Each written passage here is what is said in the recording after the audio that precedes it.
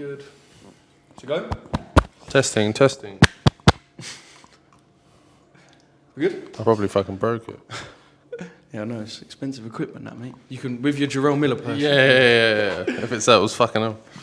Oscar Bevis for the Stomping Ground, powered by Wow Hydrate and available on DAZN. I've managed to collar one of the most wanted men in the building, Mr. Fabio Wardley. Just went face-to-face with Jarrell Miller. The announcement was today. We all kind of knew you went on the pitch at Ipswich today. You must be a bit knackered, actually.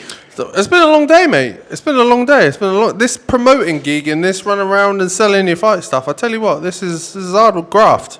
This is a bit of hard work. I don't know where this was in the contract, but we're here. We've done up and down. We've done the breadth of the country. So finish up with this and shoot home, mate. Shoot home. I know you two were meant to get asked a couple of questions in the ring, but you know what live TV is like. They got timings to meet, etc. So just the face-off.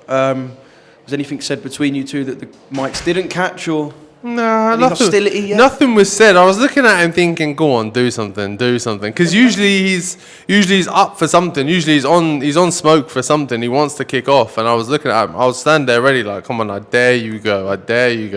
But he didn't.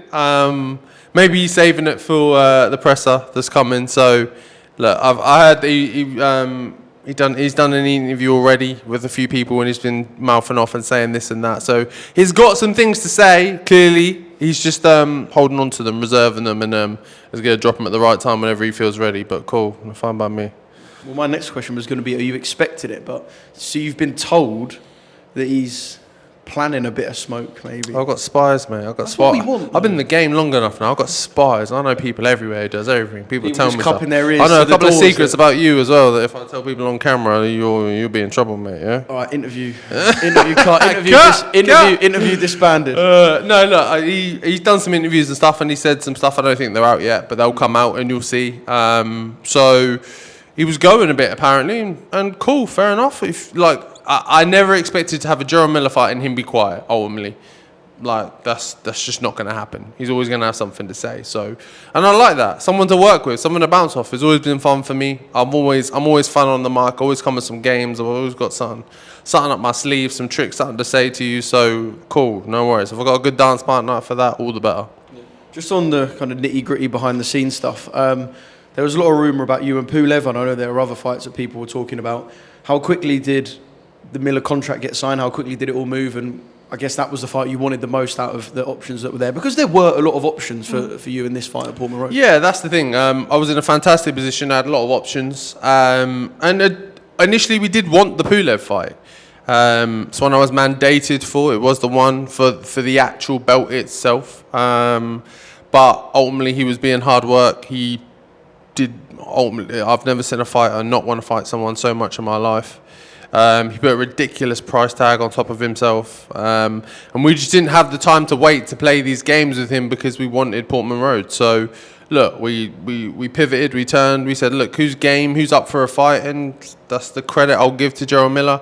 There wasn't really much convincing needed. He said, yeah. Do you know what you're going to get roughly in the ring from Jarrell, do you think?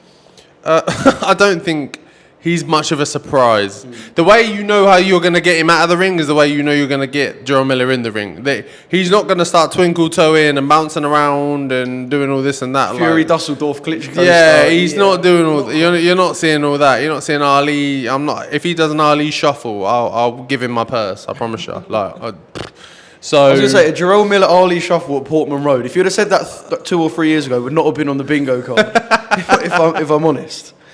But yeah, look, you know what he's going to bring, and ultimately, you know what I bring to fights as well. His entertainment, his value. So look, me and him together, clashing horns, butting heads, is only going to be chaos. It's only just going to be terrorizing in that ring. Maybe Wardley Clark 1-esque in some instance. My family's maybe not too happy about that, but that's where I thrive. Yeah, it was the anniversary the other day, actually, so I went and watched the fight on YouTube. I can see why your family would not want a repeat of you and Fraser maybe not to that extreme. I learnt my lessons. I've learnt a few lessons and things, so maybe not to that extreme. Yeah. But look, I'm doing a stadium show, and I want the Ipswich fans, the Ipswich support, and everyone to be entertained and to them to feel value for money. So I'm going to deliver my part. Yeah. What a massive step for you, by the way, and not just the fact, even if you take Portman Road out of it, just a stadium show. If you had have said 2 or 3 years ago, I know you have hopes and dreams and aspirations, and you knew you'd get here one day, but to actually be on the cusp and months, weeks out from fighting in a stadium show on DAZN, it is crazy, mental. crazy. Isn't it? Yeah, look, crazy. I've tried not to sit with it in my head for too long and go, fucking hell, look what you're doing, mate. Jesus Christ, stadium. But I can't. Everyone around me is going, fucking hell, Fab, you're doing a stadium, mate. And I'm like, shut the fuck up. But nah, look, it's fantastic. It is a genuine dream come true.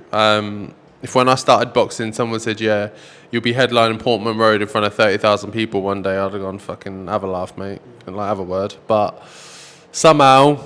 fake it. Funnily enough, I was talking to Parsons, and we were agreeing on fake it till you make it. Wing he it. is the prime. I said I don't know who's topping the charts of faking it till you make it out of me and him, to be honest, because we are both flapping our wings and just winging the hell out of this, and we're doing all right. So credit to me and credit to him.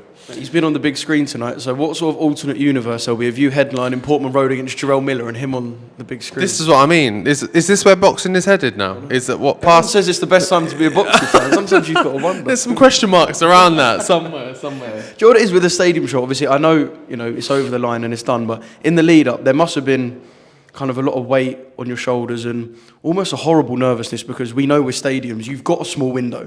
You can't really do you can't do Portman Road between mid-August and May, so you've got a small window. So was there kind of some horrible nervousness at points that, like, if this doesn't get over the line, it won't happen? Yeah, it wasn't horrible. It was just like aggravating, because you know that pressure of that window is on you. So it's like, right, we need to, and especially when the Poulet thing wasn't coming off, we're like, right, we need to pivot quick, we need to pivot fast, and we need to be actionable fast. And again, credit to my team. And credit to Frank and George at Queensbury as well, with being quick on the ball and going, right, this is the left turn we're going to make, and this is the next option. So, we got things over the line and done sorted, and we got to hold on to that date. And I don't want to look past Portman Road, of course, but do we go Portman Road and then world title fight, and Fabio Wardley ends 2025 as a world champion? One hell of a year, mate. One hell of a year. One hell of a chapter in the book of Fabio Wardley. Yeah, it would be a mad one. Look, you never know how boxing's going to land. The landscape is always very funny. Ebbs and flows, ups and downs. You don't know who's going to do what at what time. Retire, fight for every belt, come back, come out of retirement, and that's whatever. Why you and Jarrell so quality. So it is a bit of a just two guys who want to be world champions, but it's not happening now. Bang. Cool. All right, let's have a scrap, and then we'll figure the world champion stuff out later, after Jarrell's asleep on the floor. You make it sound so simple. Fab, you are the man. I appreciate your time. Cheers, mate. Thank you. Quality.